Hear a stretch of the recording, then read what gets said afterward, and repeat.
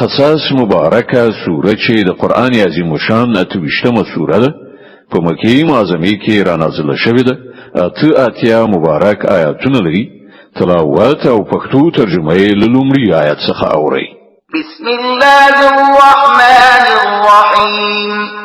د الله په نوم چې ډېر زیات مهربان پورا رحم لرونکی دی.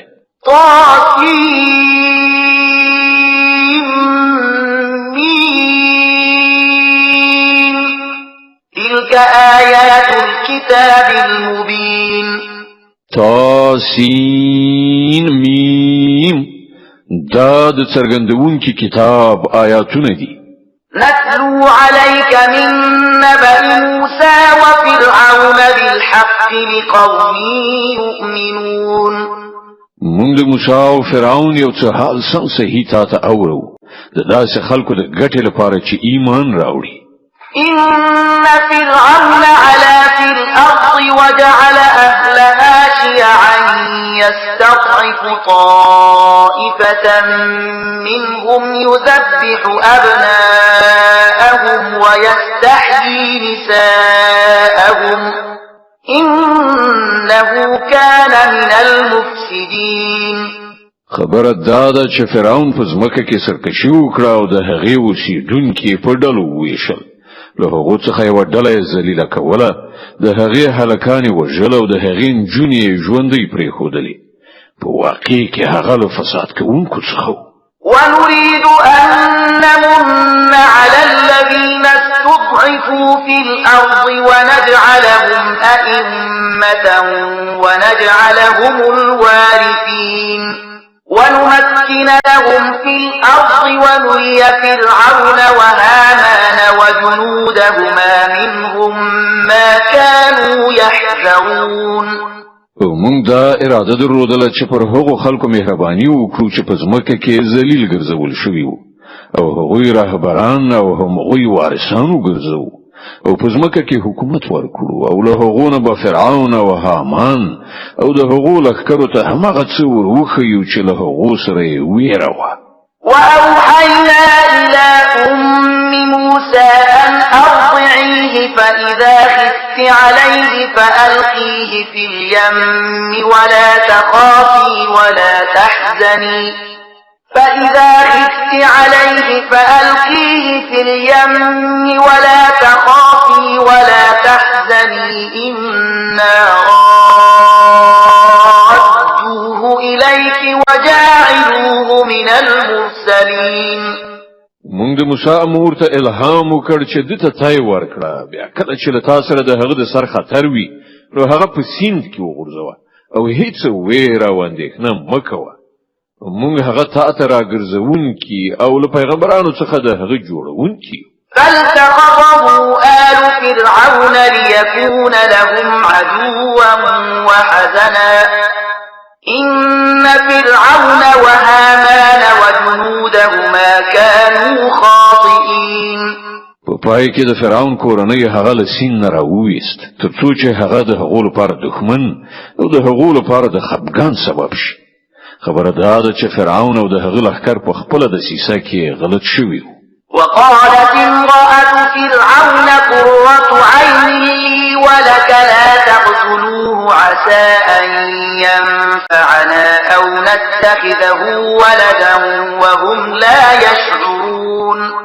د فرعون میرمن هغه ته وویل دی زما او ستا لپاره د سترګو روښنایي دی، مې وژنه، کیدای شي چې دی زموږ لپاره ګټور ثابت شي یا به یې په زوی ولی ونیسو او هغوی له عاقبت نه ناخبره وو. وأصبح فؤاد أم موسى فارغا إن كادت لتبدي به لولا أن ربطنا على قلبها لتكون من المؤمنين. اخوا د موسی د مور زړه درزید، هغې به د هغه راز برملا کړی وای که موږ د هغې زړه نه وای ډاډه کړی تر څو چې هغه زموږ پر وعدو باندې له ایمان راوړونکو څخه ووسي. وقالت لأخته قصيه فبصرت به عن جنب وهم لا يشعرون. هغې د هلک خور ته وویل په هغه پسې ورشه وروسته ځه نو هغې له ګوښې نه هغه په داسې شان تر نظر لاندې وساته چې دښمنان پرې ونه پوهېدل. وحرمنا عليه المراضع من قبل فقالت هل أدلكم على أهل بيت يكفلونه لكم وهم له ناصحون. او مون پر موسی باندې لا د مخه د شروع ورکوونو تیونه حرام کړیو. دغه حالت په لیدلو سره د موسی خور هغه ته وویل ایا زه تاسو ته د یو داسې کور نښه درکړم چې د هغه اوسیدونکي د دې پالنه پر غاړه واخلي او په خیرخواهۍ سره یې وساتي. فرددناه إلى أمه كي تقر عينها ولا تحزن ولتعلم أن وعد الله حق ولكن أكثرهم لا يعلمون. په دې توګه موږ موسی بیرته خپل مور ته راوست ترڅو چې د هغې سترګې روښانه شي او غمجنه ونه اوسي او په دې وپوهیږي چې د الله وعده رښتیانۍ وه خو زیاتره خلک په دې خبره نه پوهیږي. ولما بلغ أشده واستوى آتيناه حكما وعلما وكذلك نجزي المحسنين. کله چې موسی د خپل ځوانۍ پوره سن ته ورسید او د هغه وده بشپړه شوه نو موږ هغه ته حکم او علم ورکړ. موږ نیکانو ته هم دغسې مکافات ورکوو. ودخل المدينة على حين غفلة من أهلها فوجد فيها رجلين يقتتلان هذا من شيعته وهذا من عدوه فاستغاثه الذي من شيعته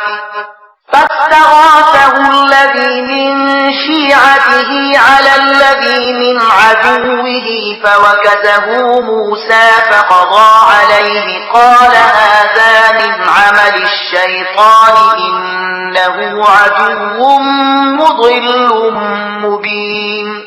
یو ورځ هغه ښار ته په داسې وخت کې ننوت چې د ښار خلک په غفلت کې وو.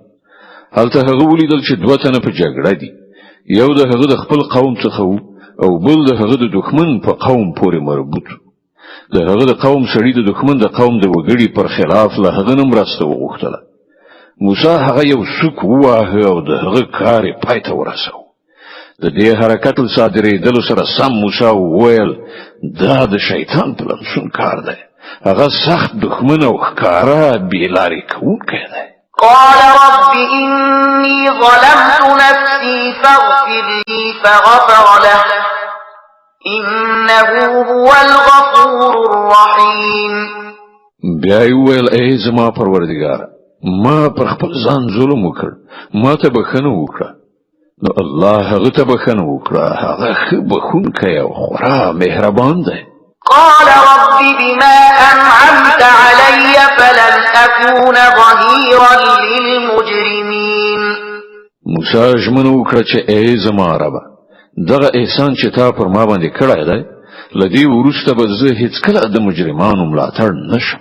فأصبح في المدينة خائفا يترقب فإذا الذي استنصره بالأمس يستصرخه قال له موسى إنك لغوي مبين. بل ورځ هغه د سهار په توره خړه ویریدونکی او له هرې خوا د خطر په احساسولو څارونکی په ښار کې روان و چې په ناڅاپي ډول څه ګوري چې هماغه سړی چې پرون یې له ده نه ننګه غوښتې وه نن بیا ده ته د فریاد غږ کوي. موسی وویل ته خو په ښکاره توګه ډېر ګمراه سړی. فلما أن أراد أن يبطش بالذي هو عدو لهما قال يا موسى أتريد أن تقتلني كما قتلت نفسا بالأمس قال يا موسى أتريد أن تقتلني كما قتلت نفسا بالأمس إن تريد إلا أن تكون جبارا في الأرض وما تريد أن تكون من المصلحين.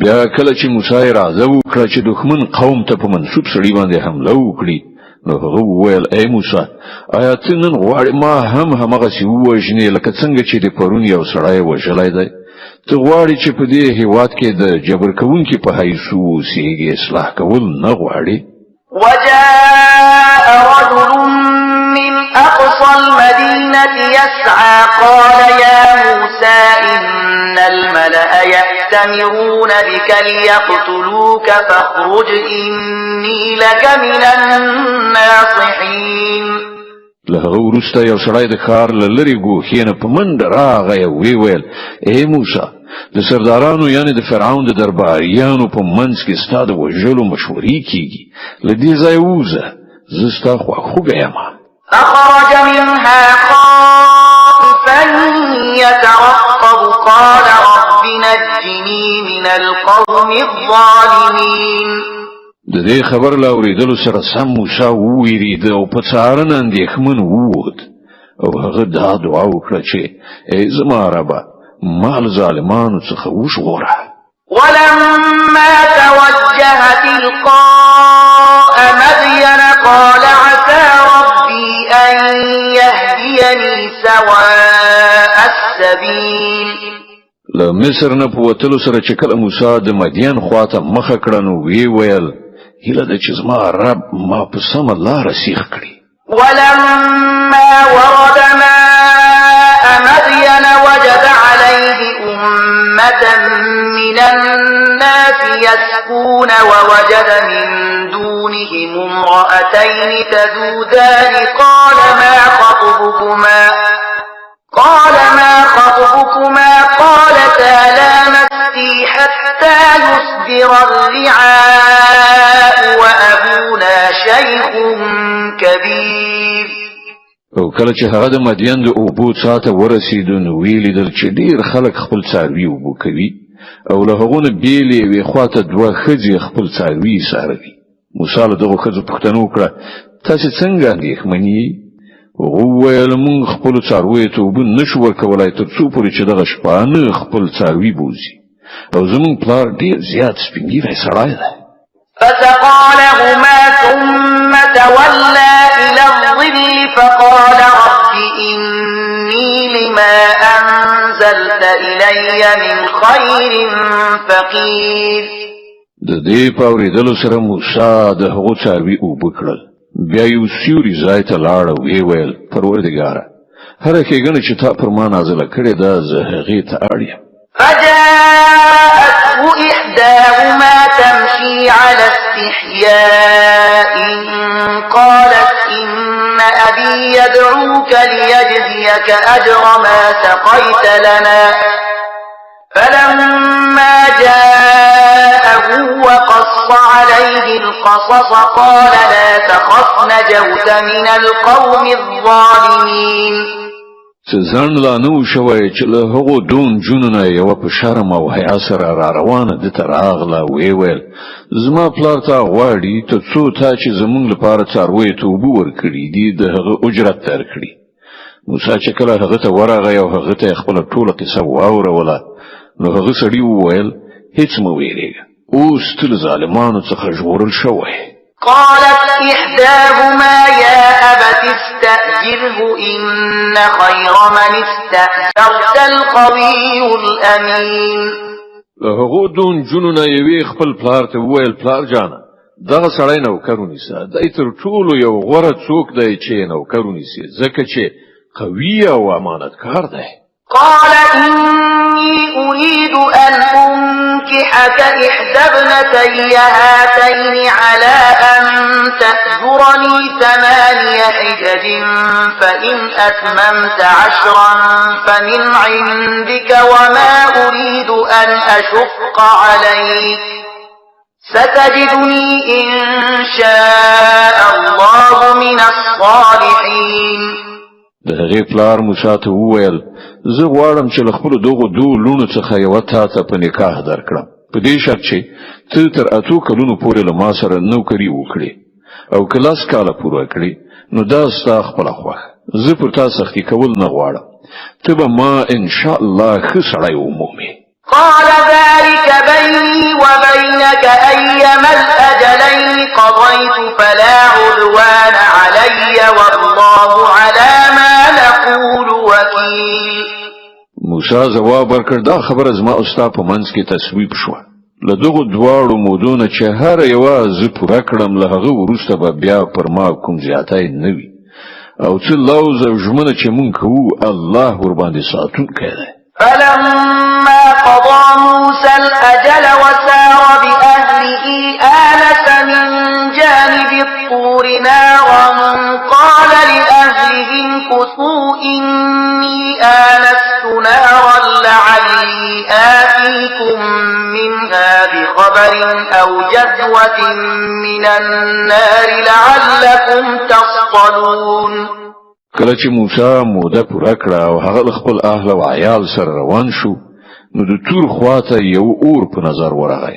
هغه خپل کور والاو ته وویل تاسو اوسئ ما اور لیدلی دی ښایي زه له هغه ځایه څه خبر راوړم یا له هغه اور نه کومه سکروټه راواخلم چې تاسې پرې توده شئ.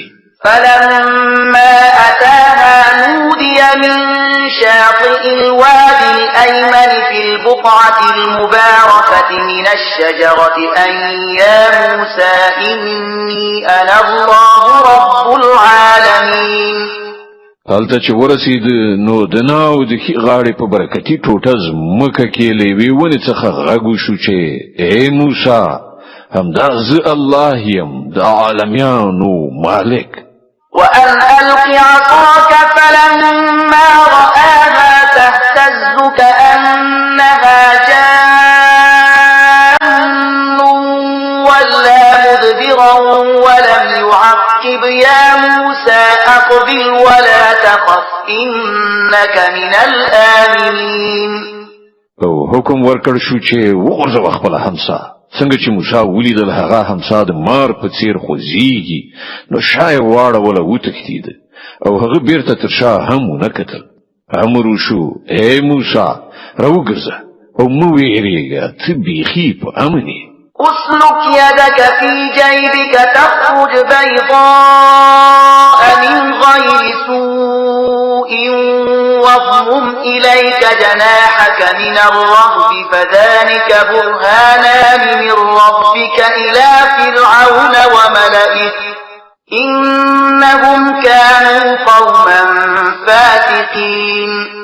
خپل لاس په ګریوان کې نه باسه ځلیدونکی به راوځي بې له څه تکلیف نه او له ویرې نه د ژغورل کېدو لپاره خپل مټ در جوخت کړه.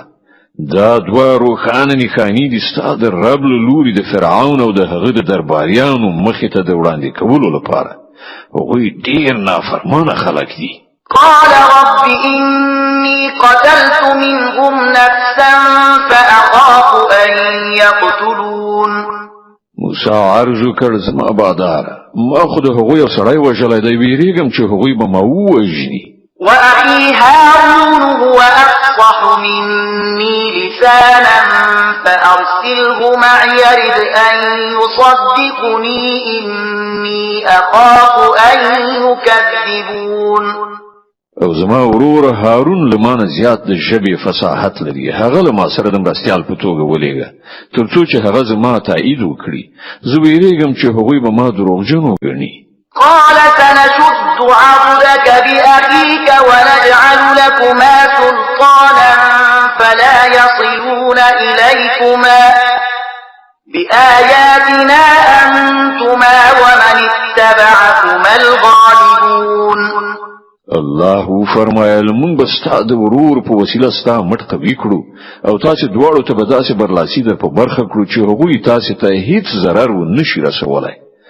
زمونږ د نښانو په زور سره به غلبه ستاسې او ستاسې د پیروانو وي. فلما جاءهم موسى بآياتنا بينات قالوا ما هذا إلا سحر مفترى وما سمعنا بهذا في آبائنا الأولين. بیا کله چې موسی هغو خلکو ته زموږ له روښانه څرګندو نښانو سره ورغی نو هغوی وویل چې دا له سختګي کوډو نه پرته نور څه نه دي او دا خبرې خو موږ د پلار نیکه په زمانه کې هیڅکله نه دي اورېدلي. وقال موسى ربي أعلم بمن جاء بالهدى من عنده الدار إنه لا يفلح الظالمون. موسی جواب ورکړ زما رب د هغه چا په حال خبر دی چې د هغه لوري له هدایت سره راغلی دی او هغه ډیر ښه پوهیږي چې وروستی عاقبت د چا ښه کېدونکی دی. حقیقت دا دی چې ظالمان هیڅکله بری نه مومي. وقال فرعون يا أيها الملأ ما علمت لكم من إله غيري فأوقد لي يا هامان على الطين فاجعل لي صرحا لعلي أطلع إلى إله موسى وإني لأظنه من الكاذبين. او فرعون ویل اې د دربار خلکو زه خو خپل ځان پرته ستاسو کوم بل خدای نه پیژنم. هامانه لکشان خو د خښتو په پخولو سره زما لپاره یو دنګه ودانۍ جوړه کړه. خای پر هغه باندې په خطلو سره زه د موسی خدای ولیدلای شم. زه خو دای دروغجن ګڼم.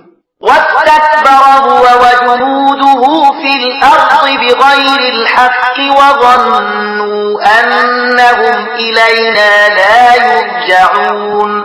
هغه د هغه لخرې په ځمکه کې ناحقه متکبر مغرور شول او دای وانګیرله چې هغوی هیڅکله زموږ لوري ته راګرځېدونکي نه دي. فأخذناه وجنوده فنبذناهم في اليم فانظر كيف كان عاقبة الظالمين. په پای کې موږ هغه او د هغه لخرې ونیول او په سمندر کې مو وغورځول. اوس وګورئ چې د هغو ظالمانو څه عاقبت شو. وجعلناهم أئمة يدعون إلى النار ويوم القيامة لا ينصرون. مونږ هغوی د دوزخ لوري ته بلونکي رهبران وګرځول او د قیامت په ورځ به هغوی له کومه ځایه مرسته ونشي موندلی. صدق الله العظيم. الله ستر رښتیا ویونکی دی.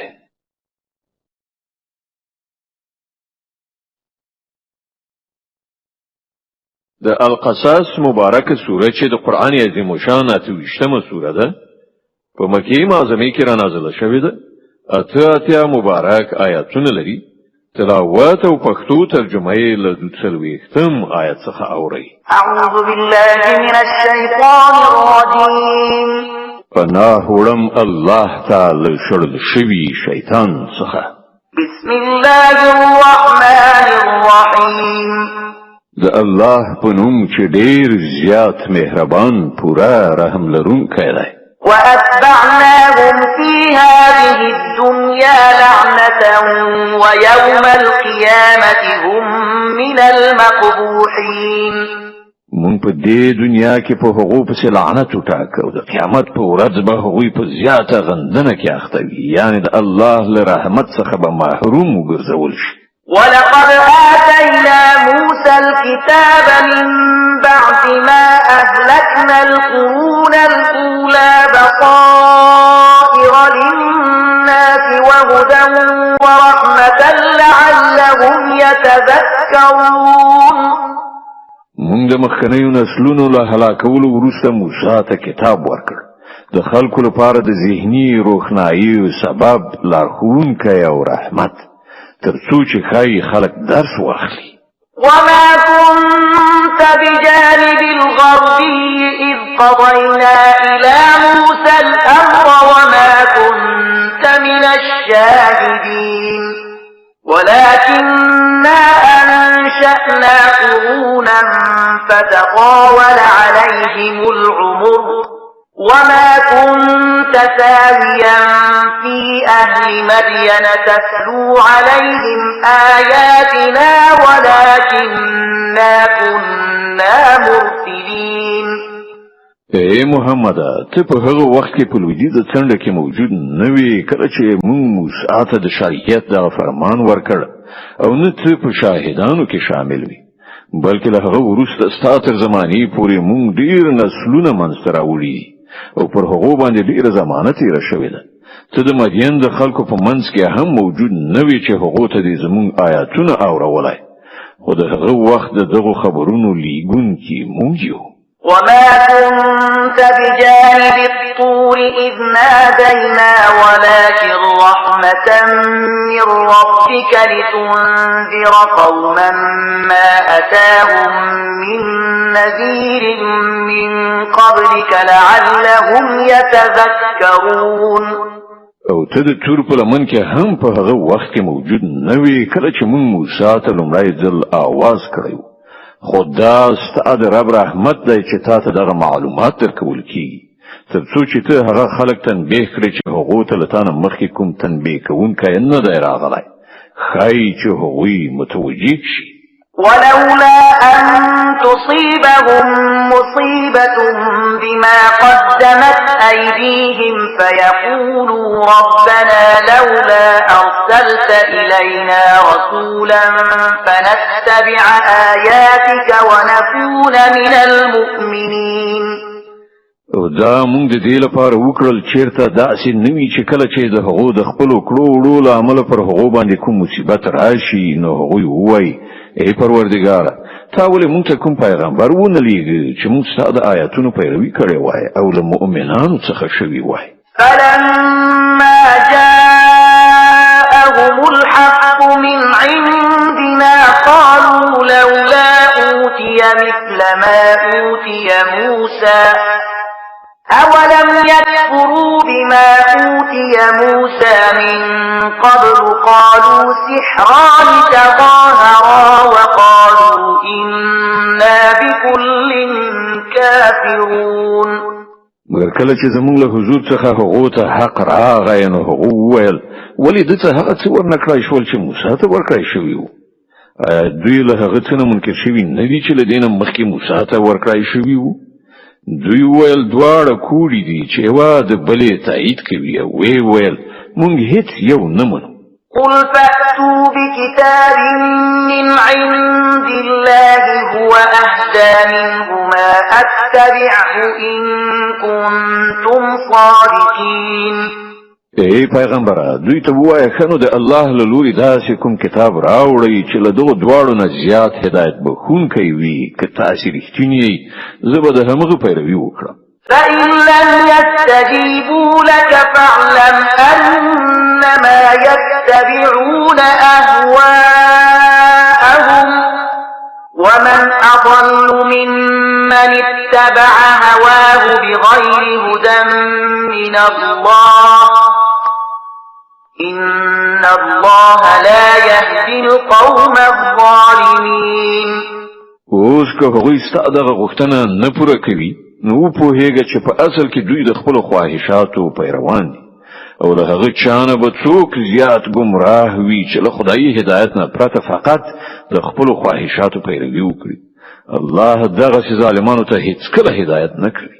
ولقد وصلنا لهم القول لعلهم يتذكرون. او مونږ پرلپسې هغو ته د نصیحت خبره رسولې ده تر څو چې هغوی له غفلت نه راویښ شي. الذين آتيناهم الكتاب من قبله هم به يؤمنون. کوم خلکو ته چې موږ له دې نه مخکې کتاب ورکړی وو هغوی په دې قرآن باندې ایمان راوړي. وإذا يتلى عليهم قالوا آمنا به إنه الحق من ربنا إنا كنا من قبله مسلمين. او کله چې دا قرآن هغو ته اورول کیږي نو هغوی وایي چې موږ په دې باندې ایمان راوړ. دا په رښتیا سره زموږ د رب لخوا حق دی موږ خو لا د پخوانه مسلمان یو. أولئك يؤتون أجرهم مرتين بما صبروا ويدرؤون بالحسنة السيئة ومما رزقناهم ينفقون. دا هغه کسان دي چې دوی ته به د دوی اجر دوه ځله ورکړي شي د هغه زغم ټینګار په بدل کې چې هغوی وښود. هغوی د بدۍ مخنیوی په نیکۍ سره کوي او کومه روزي چې موږ هغو ته ورکړې ده له هغې نه د خدای د رضا په خاطر لګښت کوي. وإذا سمعوا اللغو أعرضوا عنه وقالوا لنا أعمالنا ولكم أعمالكم سلام عليكم لا نبتغي الجاهلين. او کله چې بابیزه خبره واورېدله نو په دې وینا سره ورڅخه په ډډه شول چې زموږ عملونه زموږ لپاره او ستاسو عملونه ستاسو لپاره. تاسو ته سلام ده، موږ د جاهلانو غوندې کړنلاره غوره کول نه غواړو.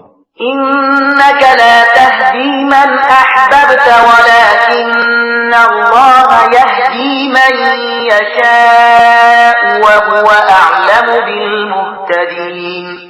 ای پیغمبره، ته چې چاته وغواړې هغه ته هدایت نشي ورکولای، مګر الله چې چاته وغواړي هدایت ورکوي او هغه خلق ښه پیژني چې د هدایت منونکي دي.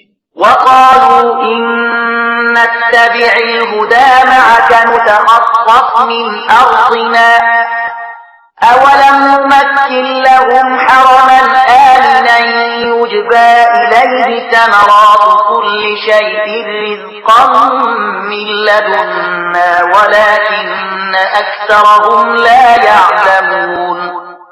وی وای کوم له تاسو سره د دغه هدایت پیروي غوړه کړو نو له خپل هیواد څخه به تختول شو. آیا داسې نه ده چې مونږ یو د امن ځای حرام د دوی لپاره استوګن ځای وګرځاو چې د هغه لوري ته هر راز میوې را روانې دي زمونږ له لوري د روزۍ په توګه، خو له دوی نه زیاتره خلک نه پوهېږي. وكم أهلكنا من قرية بطرت معيشتها فتلك مساكنهم لم تسكن من بعدهم إلا قليلا وكنا نحن الوارثين. او څومره داسې کلي مونږ پناه کړي دي چې د هغو خلک په خپل ژوند ژواک کې مغرور شوي وو، نو ګورئ هغه د هغو لویدلې مینې دي چې له هغو وروسته پکې ډېر کم څوک اوسېدلي دي، په پای کې همدا مونږ وارثان شو. وما كان ربك مهلك القرى حتى يبعث في أمها رسولا يتلو عليهم آياتنا وما كنا مهلك القرى إلا وأهلها ظالمون. او ستا رب د کلیو هلاکونکی نو تر څو چې د هغو مرکز ته به یو پیغمبر نو لېږلی چې هغو ته زمونږ آیاتونه اورولي وای، او نه مونږ د کلیو هلاکونکي وو تر څو پورې چې د هغو اوسېدونکي ظالمان شوي نه وای. وما أوتيتم من شيء فمتاع الحياة الدنيا وزينتها وما عند الله خير وأبقى أفلا تعقلون. تاسو ته چې هر څه درکړی شوي دي هغه محض د دنیوي ژوندانه وسایل او د هغه ښکلا ده، او څه چې له الله سره دی هغه له دې نه ډېر غوره او بیخي پاتې کېدونکي دي. آیا تاسو له پوهې نه کار نه اخلئ؟ أفمن وعدناه وعدا حسنا فهو لاقيه كمن متعناه متاع الحياة الدنيا ثم هو يوم القيامة من المحضرين. خنو هغه څوک چې له هغه سره مونږ ښه وعده کړې وي او هغه د هغې میندونکی وي، آیا د هغه چا په څیر کېدای شي چې هغه ته مو صرف د دنیوي ژوندانه وسایل ورکړي وي او بیا هغه د قیامت په ورځ د سزا لپاره وروستل کېدونکو څخه وي؟ ويوم يناديهم فيقول أين شركائي الذين كنتم تزعمون. او دوی دې نه هیروي هغه ورځ چې کله هغه دوی ته غږ وکړي او پوښتنه وکړي چیرته دي زما هغه شریکان چې تاسو پرې ګمان درلود؟ قال الذين حق عليهم القول ربنا هؤلاء الذين أغويناهم كما غوينا تبرأنا إليك ما كانوا إيانا يعبدون. دغه وینا چې په کوم کسانو باندې تطبیقیږي هغوی به ووایي ای زمونږ ربه بېشکه همدغه خلک دي چې مونږ هغوی ګمراه کړي، مونږ دوی هماغسې ګمراه کړل لکه څنګه چې مونږ په خپله ګمراه شو. مونږ ستا په حضور کې د بېزارۍ څرګندونه کوو، دوی زمونږ بندګي نه کوله. وقيل ادعوا شركاءكم فدعوهم فلم يستجيبوا لهم ورأوا العذاب لو أنهم كانوا يهتدون. بیا دوی ته وویل شي چې بلنه ورکړي اوس خپلو انګېرلو شریکانو ته، دوی به هغو ته بلنه ورکړي خو هغوی به دوی ته ځواب ورنه کړي او دوی به عذاب وګوري کاشکې چې دوی د هدایت غوره کوونکي وای ويوم يناديهم فيقول ماذا أجبتم المرسلين او دوی د نه هیروي هغه ورځ چې کله هغه دوی ته غږ وکړي او پوښتنه وکړي کوم پیغمبران چې درلېږل شوي وو هغو ته تاسې څه ځواب ورکړی وو فعميت عليهم الأنباء يومئذ فهم لا يتساءلون په هغه وخت کې به دوی ته هیڅ ځواب په فکر کې ورنشي او نه به دوی په خپلو منځو کې یو له بل نه پوښتنه وکړی شي فأما من تاب وآمن وعمل صالحا فعسى أن يكون من المفلحين البته چا چې نن توبه ویستله او ایمان یې راوړ او نیک عمل یې وکړ همغه دا هیله کولی شي چې هلته به له فلاح موندونکو څخه وي وربك يخلق ما يشاء ويختار ما كان لهم الخيرة سبحان الله وتعالى عما يشركون ستاره پیدا کوي هر څه چې غواړي او هغه په خپل د خپل کار لپاره چې چاته خوښه شي غوره کوي دغه ټاکنه د دغو خلکو د کولو کار نه دی الله پاک دی او ډیر لوړ دی له هغه شرک نه چې دوی کوي وربك يعلم ما تكن صدورهم وما يعلنون ستاره پوهیږي په هغه څه چې دوی په زړونو کې پټوي او په هغه څه چې دوی ښکاره کوي وهو الله لا إله إلا هو له الحمد في الأولى والآخرة وله الحكم وإليه ترجعون اما یو الله چې له هغه پرته بل څوک د عبادت مستحق نشته د هغه لپاره ثنا ستاینه ده په دنیا کې هم او په آخرت کې هم فرمانروایی د هغه لپاره ده او د هغه لوري ته تاسو ټول ورګزیدونکي یاست قل أرأيتم إن جعل الله عليكم الليل سرمدا إلى يوم القيامة من إله غير الله يأتيكم بضياء أفلا تسمعون ای پیغمبره دوی ته وایه تاسو کله غور وکړ چې الله تر قیامت پورې پر تاسو د تل لپاره شپه خورا کړی نو له الله نه پرته هغه کوم معبود دی چې تاسو ته رڼایي راولي آیا تاسو نه اورئ قل أرأيتم إن جعل الله عليكم النهار سرمدا إلى يوم القيامة من إله غير الله يأتيكم بليل تسكنون فيه أفلا تبصرون دوی نه پوښتنه وکړه تاسو کله فکر وکړ چې الله ته قیامت پورې پر تاسو د تل لپاره ورځ خورا کړی نو له الله نه پرته هغه کوم معبود دی چې تاسو ته شپه راولي تر څو چې تاسو په هغه کې استراحت وکړئ شئ آیا تاسو بصیرت نه لرئ ومن رحمته جعل لكم الليل والنهار لتسكنوا فيه ولتبتغوا من فضله ولعلكم تشكرون دا د همغه رحمت دی چې هغه ستاسو لپاره شپه او ورځ منځته راوړي دي تر څو چې تاسو په شپه کې استراحت وکړئ او په ورځ کې د خپل رب فضل ولټوئ ښایي چې تاسو شکر ایستونکي شئ ويوم يناديهم فيقول أين شركائي الذين كنتم تزعمون دوی دی په یاد لري هغه ورځ چې کله هغه دوی ته غږ وکړي بیا پوښتنه وکړي چیرته دي زما هغه شریکان چې په هغو تاسو ګمان درلود ونزعنا من كل أمة شهيدا فقلنا هاتوا برهانكم فعلموا أن الحق لله وضل عنهم ما كانوا يفترون او مونږ به له هر امت نه یو شاهد راوباسو بیا به ووایو چې راوړئ اوس خپل دلیل په هغه وخت کې به دوی ته څرګنده شي چې حق د الله پلو ته دی او د دوی هغه ټول دروغ به ورک شي چې دوی له ځانه جوړول إن قارون كان من قوم موسى فبغى عليهم وآتيناه من الكنوز ما إن مفاتحه لتنوء بالعصبة أولي القوة إذ قال له قومه لا تفرح إن الله لا يحب الفرحين. دا یو واقعیت دی چې قارون د موسی د قوم یو فرد بیا هغه د خپل قوم پر خلاف سرغړاوی وکړ او موږ هغه ته دومره خزانه ورکړې وی چې د هغو کلیګانې د قوي کسانو یو ټولي لا بلا په سختۍ سره پورته کولای شوی. یو ځل کله چې د هغه د قوم خلکو هغه ته وویل ما ویاړېږه یعنی ناشکری مکوه، الله ویاړېدونکي یعنی ناشکره نه خوښوي.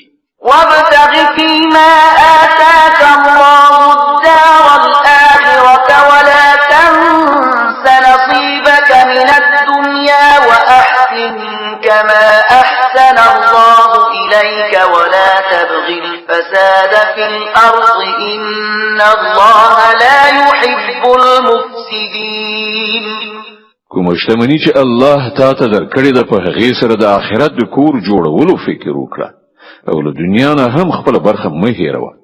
احسان وکړه لکه څنګه چې الله له تا سره احسان کړی دی او په ځمکه کې د فساد ولاړولو هڅه مه کوه، الله فساد کوونکي نه خوښوي. قال إنما أوتيته على علم عندي أولم يعلم أن الله قد أهلك من قبله من القرون من هو أشد منه قوة وأكثر جمعا ولا يسأل عن ذنوبهم المجرمون. قارون ویل دا هڅه ماته د هغه علم په اساس راکړی شوی دی چې زه لرم. آیا هغه په دې پوه نه و چې الله لدنه مخکې ډیر داسې خلک هلاک کړي دي چې له هغه نه زیات قوت او زیاته ډله یې درلودله؟ له مجرمانو څخه د هغو د ګناهو پوښتنه سمدستي نه کیږي. فخرج على قومه في زينته قال الذين يريدون الحياة الدنيا يا ليت لنا مثل ما أوتي قارون إنه لذو حظ عظيم. یوه ورځ هغه یعنی قارون د خپل قوم په وړاندې په خپل شان شوکت کې ووت. کوم کسان چې د دنیوي ژوند غوښتونکي وو د هغه په لیدلو سره وویل کاشکې زمونږ هم همغه څه وایي چې قارون ته ورکړی شوي دي، دی خو د لویې برخې خاوند دی. وقال الذين أوتوا العلم ويلكم ثواب الله خير لمن آمن وعمل صالحا ولا يلقاها إلا الصابرون. حکم کسان چې د علم خاوندانو هغه وویل خواشینی د ستاسو په حال باندې د الله ثواب د هغه چا لپاره ډیر بهتره دی چې ایمان راوړي او نیک عمل وکړي او دا نه ورکول کیږي مګر د صبر خاوندانو ته. فخسفنا به وبداره الأرض فما كان له من فئة ينصرونه من دون الله وما كان من المنتصرين. په پای کې موږ هغه او د هغه کور په ځمکه کې ننویست، بیا د هغه د مرسته کوونکو هیڅ کومه ډله نه و چې د الله په مقابله کې د هغه مرستې ته راغلي وای او نه هغه خپل مرسته په خپله وکړای شوه. وأصبح الذين تمنوا مكانه بالأمس يقولون ويكأن الله يبسط الرزق لمن يشاء من عباده ويقدر لولا أمن الله علينا لخسف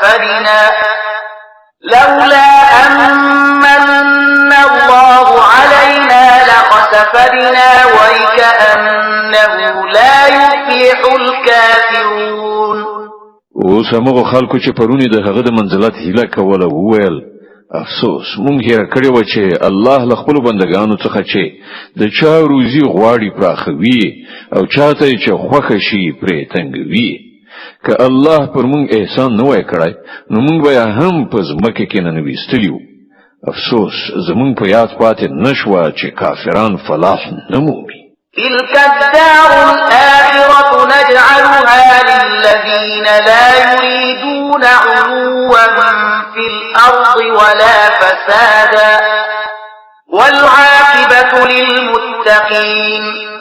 هغه د آخرت کور خو به مونږ د هغو خلکو لپاره مخصوص کړو چې په ځمکه کې خپل لوی نه غواړي او نه د فساد کولو اراده لري او نیک عاقبت یوازې د پرهیزګارانو لپاره دی. من جاء بالحسنة فله خير منها ومن جاء بالسيئة فلا يجزى الذين عملوا السيئات إلا ما كانوا يعملون. څوک چې له نیکۍ سره راشي د هغه لپاره له هغې نه زیاته ښه نیکي ده او څوک چې له بدۍ سره راشي نو د بدو عملونو سره رسونکو ته به همغسې بدله ورکړی شي لکه څنګه چې عمل کاو. إن الذي فرض عليك القرآن لرادك إلى معاد قل ربي أعلم من جاء بالهدى ومن هو في ضلال مبين. ای پیغمبره باور ولره چې د دې قرآن مسؤلیت پر تا اچولی دی هغه یو ډیر ښه عاقبت ته ستا رسونکی دی. دغو خلکو ته ووایه چې زما رب ښه پوهیږي چې له هدایت سره څوک راغلی دی او په ښکاره ګمراهۍ کې څوک اخته دی. وما كنت ترجو أن يلقى إليك الكتاب إلا رحمة من ربك فلا تكونن ظهيرا للكافرين. ته هیڅ کله د دې خبرې هیلهمن نه وې چې پر تا د کتاب نازل کړی شي. دا خو محض ستا د رب په مهربانۍ سره پر تا نازل شوی دی نو ته د کافرانو ملاتړ مه کېږه. ولا يصدنك عن آيات الله بعد إذ أنزلت إليك وادع إلى ربك ولا تكونن من المشركين. او داسې د هیڅ کله ونشي چې د الله آیاتونه چې کله پر تا باندې نازل شي نو کافران تا له هغو څخه راواړوي. د خپل رب لوري ته بلنه ورکړه او هیڅ کله په مشرکانو کې مه شاملېږه. ولا تدع مع الله إلها آخر لا إله إلا هو كل شيء هالك إلا وجهه له الحكم وإليه ترجعون. او له الله سره کوم معبود مبله له هغه پرته بل هیڅ معبود نشته. د هغه له ذاته پرته هر شی هلاکېدونکی دی. فرمان روایی د همغه ده او د همغه لوري ته تاسې ټول ورګرځېدونکي یاست.